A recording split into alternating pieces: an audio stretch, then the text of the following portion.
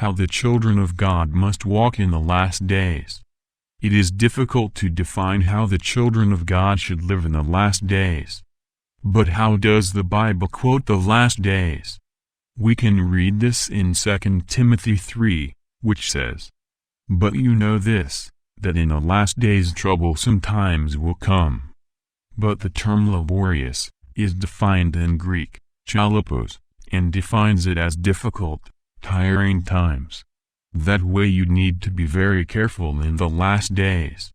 There is a parable about 10 virgins who had their lamps, but some kept oil, and some did not. But while the bridegroom tarried, the oil of the lamp ran out, and only those who had reserved oil could walk in the night. The point of this parable is that preparation is needed to withstand the hard times. Thus, a search for knowledge and involvement in the connection with the Spirit of God is necessary. But still continues the verse of 2 Timothy that says, "For there will be self-loving men, greedy, presumptuous, haughty, blasphemous, disobedient to fathers and mothers, ungrateful, profane," and the text goes on to define several adjectives for people in the last days. The point is that these groups become the majority on planet Earth. In a way, those who are of God must try to hide from these things. It is a time when you must be safe, awaiting events. A clear verse for this time is what Matthew 5:41 says. "If someone forces you to walk a mile with him, go with him too." We can still read in the previous verse read, "And if someone wants to sue you and take your tunic, let them take your cloak too." What does that mean? It means that times are hard, and that the remnant of the last day must be meek and humble. Even being wronged, you must be careful not to suffer worse things.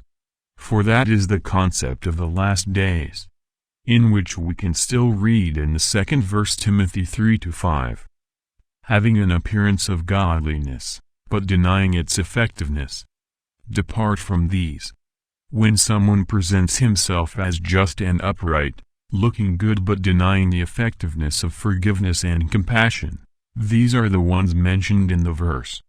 For the verse of Matthew 5:44 is clear when it says, "But I say unto you, love your enemies, bless them that curse you, do good to them that hate you, and pray for them that mistreat you and persecute you." So in the last days the servants of God must seek to hide themselves, not impose themselves, waiting until God gives deliverance.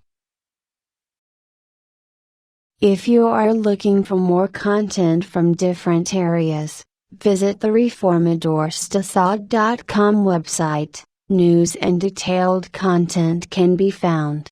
With system of research and organization of text and video.